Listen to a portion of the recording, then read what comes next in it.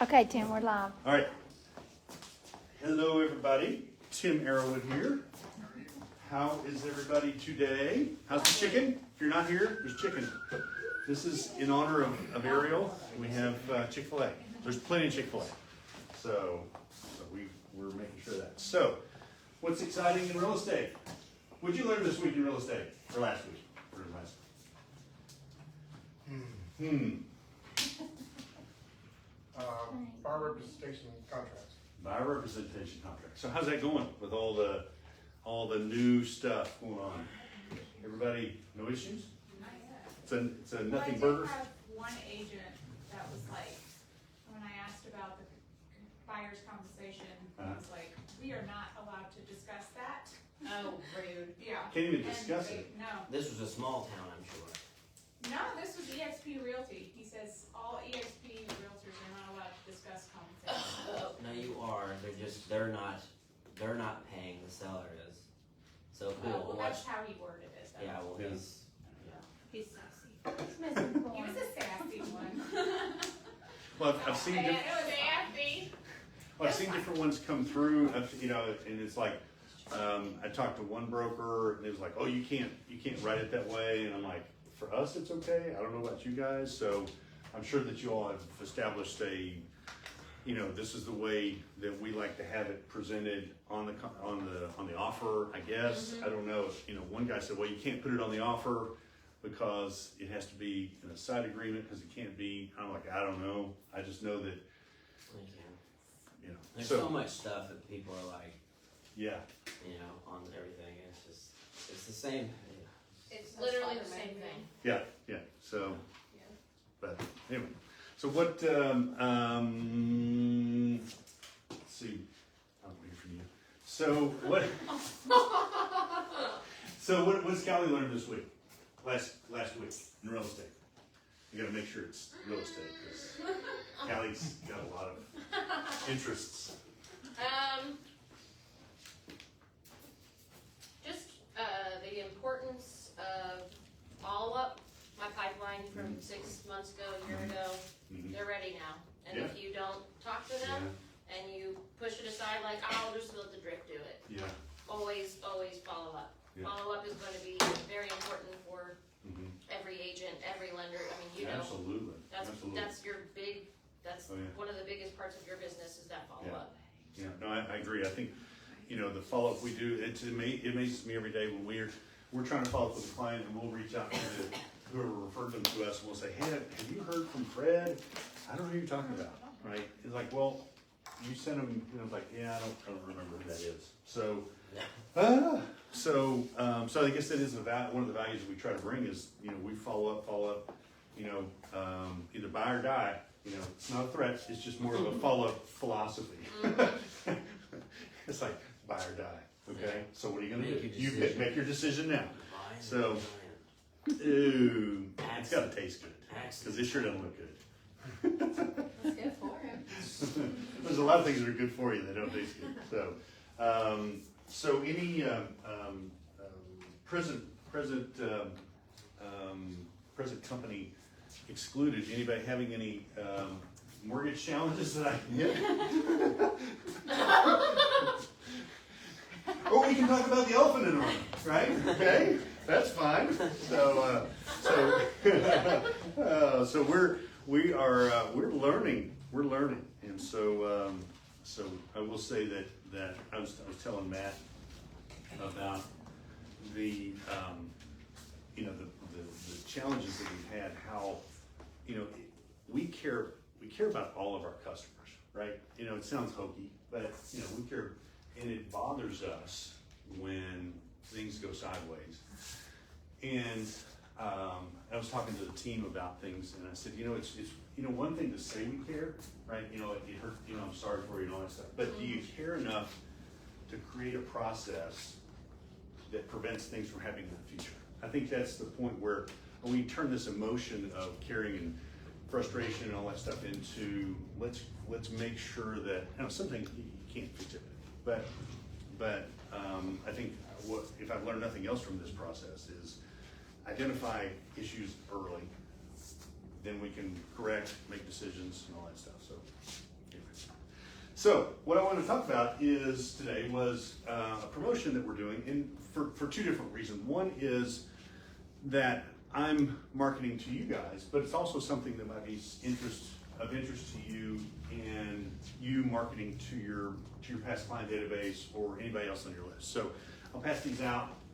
So this, you may or may not have gotten one of these in the mail. I did. You did? Well, okay, so the idea is that, sorry to bother you, I know you're busy there. So I'll put one there because you're busy. You've probably seen one already. But what I wanted, well, I got this idea from a coach of mine. He said he does one every year. Oh, here we go. So he does one of these every year to all of the people in his past client database. And he gets a bump in his leads. And so I was like, hey, I'm game to try anything. So there's a few things. I'll go over the concept, and then I'll come back to the details of this. So the concept is identify a group of people. Well, first of all, I know that generally going into the fall and winter, things start to slow down. I think that's going to be a little different this year because the rate environment is changing, and it's all kind of backward this year. Because usually, first of the year is front loaded, and then it kind of trails a little bit to the back, get a bump in the middle of before school and some of that stuff. But I think it's going to be a little bit different year because of the election is going to affect things, and it's also going to in the rate environment is going to affect things. But knowing that generally I get paid for leads that I get 90 days after I get those leads. So sometimes I get lucky and I'll have somebody and they call up, they get under contract, we close in 30 days, but it's rare. On average, probably 90 days from the time I get a lead. So I'm realizing, okay, I need to be working now because I get to eat what I've killed or I've started to hunt today, right? In October, November, December. So like, well, what can we do? And my coach says, well, I do this every year. I do this in August. I was like, okay, I don't have time to get it done in August, but let's look at doing it in September. So what he did was identified products, identified what he wanted to do. I wanted to get a 20% bump in my leads for the month. And that's what he typically has seen. Then he said, well, who are the people I'm going to go to? I'm going to go to my past client database and other referral partners that know me, like me, and trust me. For him, CPAs, financial planners, but the bulk of the ones, I mean, you all are already kind enough to refer me, but I wouldn't want to leave you out, right? And there may be an incentive to do more.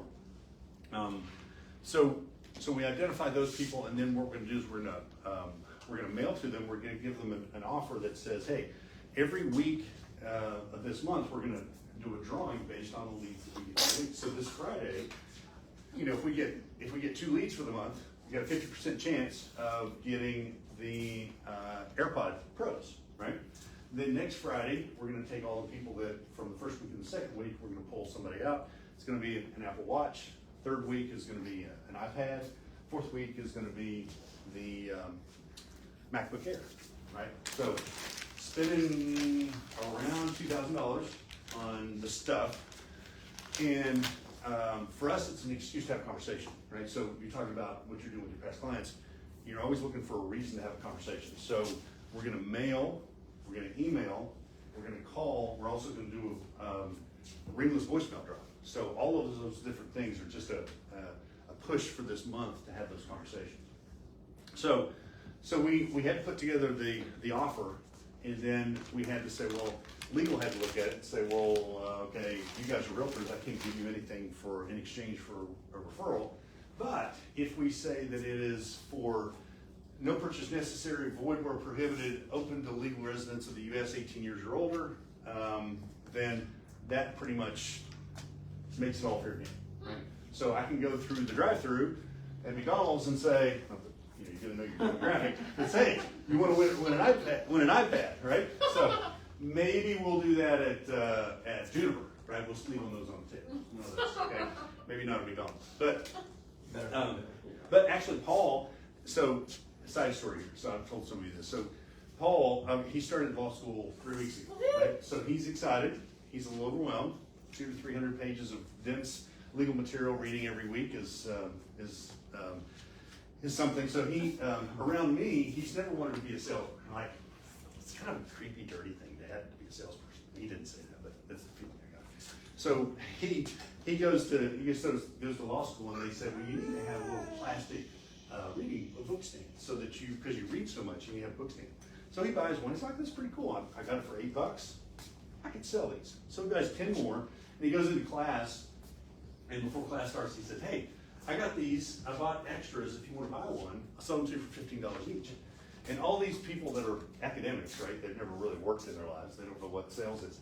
They're like, oh, Paul, you're an entrepreneur. You're a salesman. He's like, oh, no, what have I done? Right now I'm one of them. But I say, in the land of the blind, the one-eyed man is king. So he's the one-eyed man in the blind, living with the blind people. So there's my side.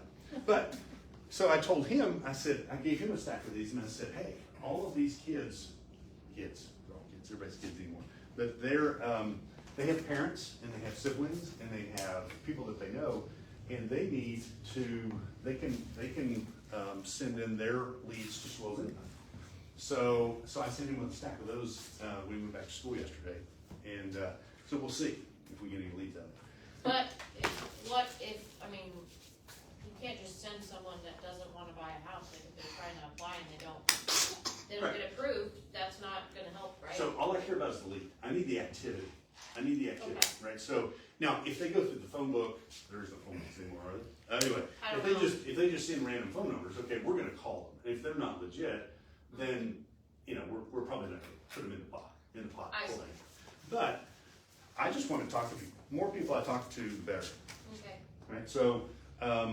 Is this on Instagram as well and Facebook? No, I've kept it off of a lot of social media. It's been more of, I don't really want to get a bunch of leads from people that I don't know, right? Because they're not really good leads. They're not. So the people I know already know us, but from Paul's situation, what's unique with him is he's still licensed. He has a really, really tiny comp plan. So if he does bring a loan in, then we'll just do the loan in his name. He'll make a little bit off of it. We'll do all the work. So he has some incentive, and then they have some incentive to refer some people. So we had to have a call to action, right? So my little Filipino guy did all the design for me, and I said, this is what I want, and so he puts this together. And so I had to have a call to action, right? We, several places, email or text your referrals today at dinner. We wanted to provide, an accurate depiction of the product, right? So the first time that Al, my Filipino friend, did this, he put in some different products that were, I'm just a little particular like that, but I was like, well, what you've depicted there is more expensive than what we're going to buy. So put the right one in, because I don't want somebody to think, the bait and switch, right? So what's the Chinese company that's known for Temu? Yeah, it's like all these are gonna be. I've got about $300 on all that stuff, right? Temu is all I'm gonna send. Like this doesn't look like a real Apple product. On the back of it just says Temu on it. Yeah. So it's completely strange. so the watch it will shrink. AirPods. AirPods. Oh, I thought that was just a misprint, but it really was AirPod. Okay. Doesn't say. Okay, legal told me that I had to have an end date to the promotion, and they told me I had to have how was I going to announce the winners, and winners would be notified by phone, right? So if you don't give me a phone number, then I can't call you. So I thought I had all kinds of different plans. I could do a QR code, takes you to a website, and just email or text, right? Keep it simple. Then I thought about on the back.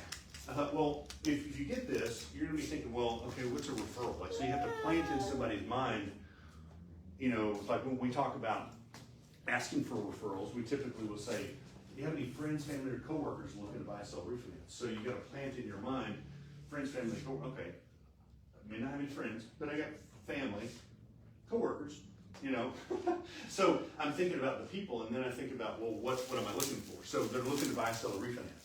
So in this case, on the back, I try to make it clear, who should I refer? Well, friends, family, or coworkers. What for? Buy primary residence, refinance, or debt consolidation. Refinance if you have a 7% rate or more. So instead of just refinance, it's like, well, if I'm thinking 7% or more rate, then that's a little bit more specific, and it helps me identify, well, I have a rate that's over 7, I qualify, right? Or maybe as I'm talking to people that, hey, these kids in college. Hey, mom and dad, you bought a house in the last 2 years, your rate's probably 7.5 or, pushing 8. Or to buy investment properties. So the reason there's a couple reasons I'm talking about this. One is I'm thinking that it might be something that you all could do, right? Absolutely. Maybe not. And I can tell you how I did it, how much it cost, and all that stuff. The other part is to show you that I am marketing to your past clients. If we have mutual past clients, I'm marketing to them already, Okay. right? So somebody that we did a loan for, your Already sister, well. right? So she gets one of these, and your sister would come. Well, I don't know if she would or not, but She better. but anybody that would come to us, it's like we know where they came from, and it's like, hey, let's get you, so you're looking to refinance. She really needs to. If you're looking to refinance or you're looking to buy something else, well, great. Have you talked to Callie? So let's get you back with Callie. So our job is to keep them with you. So for that next transaction. So we're just picking at that. So the dollars on this is I use Mailworks in Johnson City. I've used it for people, but Mailworks is great. They're local. They do the printing for me, right? We provide them a production file, and we provide them a database and a comma delimited CSV file. And so they do the mail merge, and they put the indicia for bulk mail. It's not printed on these, but they put the indicia here. It's in their name, and then they print the address. So they do all that for us, and it works out to about $1 a piece. These large format, full color, postage, everything, $1 a piece. So I can go with a little bit smaller one, but it's like, say, 3 cents a card, right? So go with something as big as I can afford. I'm looking for, actually there's an invoice. So we sent 801 addressed. So it works out to, we sent 801, plus I got an additional 100 cards just printed. It cost me $800, $792.82, okay, for all of that. So I am mailing a postcard every month. I skipped August because I needed to save up some money so I could spend it on stuff for to promotion for September. But August is kind of a dead month anyway, so I just skipped August. But I'm mailing to the past clients every month. So I am mailing a postcard every month. I am calling my past client database 4 times a year. I'm currently in the middle of doing what we call annual mortgage reviews. So it's just a reason to have a conversation. So Katie from my team calls during her calls on Tuesday to do a letter of the week call. She does calls 2 letters of the week every week. So we get through the alphabet 4 times in a year, right? So we're able to do that, and she's just setting up mortgage reviews, and that could be, hey, let's just talk about this. What does your equity position look like in your house? What does I'm talking to somebody who's got a 2.5% rate, so clearly we're not going to be talking about refinancing unless you have you've accumulated a lot of consumer debt, right? If you're sitting on $50,000, $60,000, $70,000 with a credit card at 25%, the blended rate's going to be pretty good. But I genuinely don't go into it looking for a refinance. But I had one last week that I'm on the call and we're just kind of talking about different things. So, well, I'm glad we got this together because we're going to go look at a house tonight, my wife and I. I had no idea that they were shopping at all. So, and I was able to run some numbers for him. He ended up not buying the house, but if staying in front of them all the time ends up being, that's the key, right? And then at the end, I'm saying, well, has this been helpful? Yeah, thank you so much. Let me talk about a home equity line of credit. Well, I don't do them, but this is what I know about them. Here's some people that you should probably talk to. If you want to go forward, here's the pros and cons of a HELOC versus a refinance. And yeah, you shouldn't do that. Like really? You don't want my business? I said, no, I want your business. I do mortgages. That's how I make my living. But I don't have a good product for you. So why would I say something that's not good? Right. And so, and at the end, it's like, so can I ask a favor? Has this been helpful? Can I ask a favor? It's like, yeah. I said, maybe I asked for a 5-star review, right? If I don't, I'm over 203 right now, 203 5-star reviews, unless somebody changes their review later. The last name started again. but I always, I say, well, has this been helpful? And they'll say, well, and usually it's like, yeah. I'm not really, I don't go into it looking to sell anything. So it's easy phone call. So can I ask a favor? When you hear somebody talking about buying or selling real estate, would, friends, family, or coworkers looking to buy or sell real estate, can I count on you to refer them to me? Absolutely. That's all I ask, right? So if I'm touching them 4 times a year with a phone call, if I'm touching them 12 times a year with postcards, I'm having 2 events a year, and all those types of things, then I didn't realize what I was doing. I guess I knew, I'm in this for the long haul anyway, but I didn't realize what I was doing. But what's happening is, a lot of the people that I've done a mortgage for the last 2 years they're gonna be looking at refinancing. And so a lot of lenders haven't been keeping up with those folks. And so, there's a lot of, Generally, most people don't, in any business. yeah. And so, Ridiculous. so now now they start calling these folks and saying, hey, you wanna refinance? It's like, well, I don't remember you. It's been 2 years, now you're calling because Cause you need business. you need business. And so now, fortunately, I'm having people call and say, hey, I got this solicitation. Is this legit? Like, for a refinance. I'm like, well, let me look at it. Like, well, I don't think that's legit. I don't think that you're gonna get a 2.5% rate. I really don't know how they're even promoting this. And most of them say, well, I really wanna work with you, but I just wanted, this came up. Like, sure. So I'll review those things with them. And sometimes I'm like, I don't know how they can do that. Go for it, right? If you can get that, then, send me their paperwork along the way and I'll tell you if it starts to go sideways, right? If it's not legit, I'll tell you. And, but it's an excuse to have that conversation. So I think that, I'm over 800 now in my past clients, and, I've got some friends, like the coach that I'm working with, he's got 3,500 people in his past client database. He's still marketing to them just like I do. And, so, there's a real opportunity there, so. I think too, Tim, you're building relationships with people, and they realize that, like they ask you questions and you're being honest, and they appreciate that. Yeah. And so you're building a relationship and a rapport with them, an honesty, integrity kind of thing, and so when they can work with you, I think they will, but they'll at least give you a referral. Yeah. Yeah, and most people in any kind of sales, like Callie was saying, don't understand the repeat business end of it and how that is really the best thing you can do instead of always out there, plowing and pulling and tugging and stuff for new business, which is okay, but if you keep the repeat clients, it's all the more better. Yeah. Yeah, it's expensive to acquire a customer.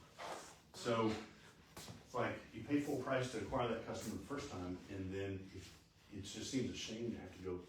Well, I mean, there's, we won't mention any names, but there are agents in the market that spend a lot of money on advertising, and they're burn and churn. Like they have no intention of doing a second. 100%.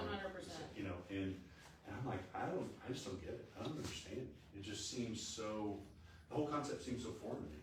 Right. Or the hesitation of going back to your past clients. You're like, oh, I don't want to ask them for anything. It's like, well, you literally got them their house. Like, you shouldn't have. That should be something that's easy. Like that's a favor. Not really, but you know what I mean. Like those conversations shouldn't be bad. Like, hey, how's the house? Was thinking about you. I went past that crazy house we went by. Just bringing those conversations up is way easy, but you just hesitate. I mean, most people just don't talk to them, and it's just part of sales. If you're not good at it, you're not good at it. But I think that even though there are deals that we've done that have not been pretty, right, and through the years. Yeah. And in spite of that, after a couple of years, I'm like, it's like I hear, like I remember when Misty was making calls, I'm like, don't call him. He's like, I'm already on the phone, so he's like, he was really nice, right? It's like, I thought we took him off the list, It's like, no, he's really pleasant, right? And so over time, they forget, right, some of the pain, and they're enjoying the house or whatever that is. And sometimes just, admitting like, hey, I know we screwed up, but, I've grown up since then, right? With anything, yeah. Yeah, and just keep showing up. Now, I will say that Good afternoon. one of the interesting concepts that I haven't tried yet is well, two things. One is that the coaching company says that I should be getting one closed deal for every 100 people in my past client database every month. Now, I don't have that, but I will say that early in my career, everything was new, right? I had to plow that field every time. There was nothing. There was no, which is the one that comes at perennials? Or Yes. the ones that come up every year, whether you plant or not, yeah, perennials. I didn't have any perennials. It's like all new stuff. And so, and now it's like, ooh, daffodil popped up. I forgot about that. You know, that's makes me happy, right? I don't have to. It feels like I have some momentum. Now, what can happen is that you forget to keep plowing. You want to keep doing both, right? The stuff that pops up every year, you want to cultivate it, you want to weed it, and all that stuff. But then you're all, plant more.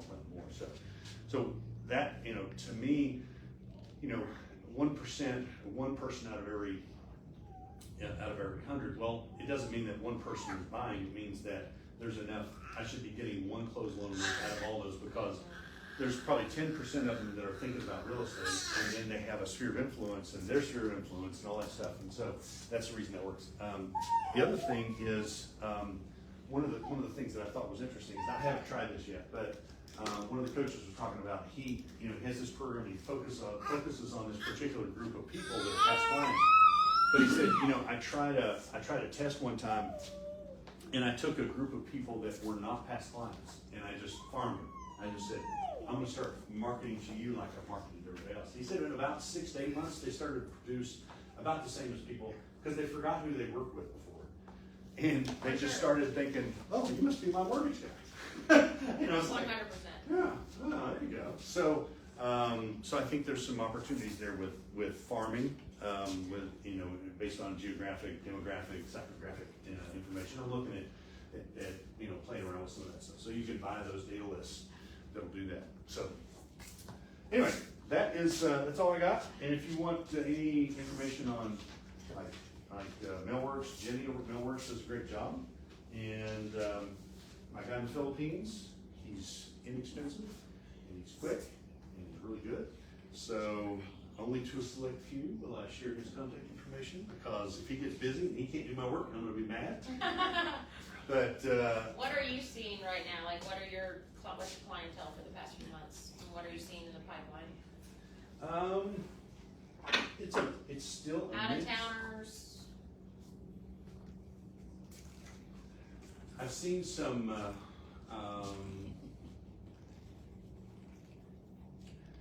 It's just a mix. It's out of towners. It's. There's been a few more first-time home buyers that've been like, I had somebody today found a place in Kingsport for $109,000. Like, it had been updated. Okay, so I'm like, okay, maybe they can get this, this in, probably a bit per town, but, for them, when they first came to me, I was like, the good news is that you're qualified, and the bad news is that you don't qualify for anything more than 150, which is almost like, Not worth it. yeah, I mean, it's easy for me to do the numbers. It's now when you're showing them, and I give you that pre-qual letter that says you're good for 150, it's like, would it be better for me to just tell them they're not qualified? Listen, That way I they found don't- one in Rogersville, it was $109,000. Just the roof. The roof was bad. I was like, what is happening? It was on the market forever, and then she's like, yes, they showed me today. I was like, are they yours? And she's like, yeah. I was like, okay, well, sounds like we're not gonna get it. But I got her pre-approved. I mean, she was done, but it was in pretty good shape. I was like, this is crazy. Yeah. So, But there is some, it just depends on how quickly they wanna sell the house. yeah. So But not a lot, yeah. So, but unless you wanna bring your gun. I've seen some more. I've seen. You've been referencing guns a lot today. So anyway, that's what I've been seeing. So hopefully that was helpful. Thank you. Thank you, Jen. You're welcome. You're welcome. You're clapping for the chicken. No, you always do.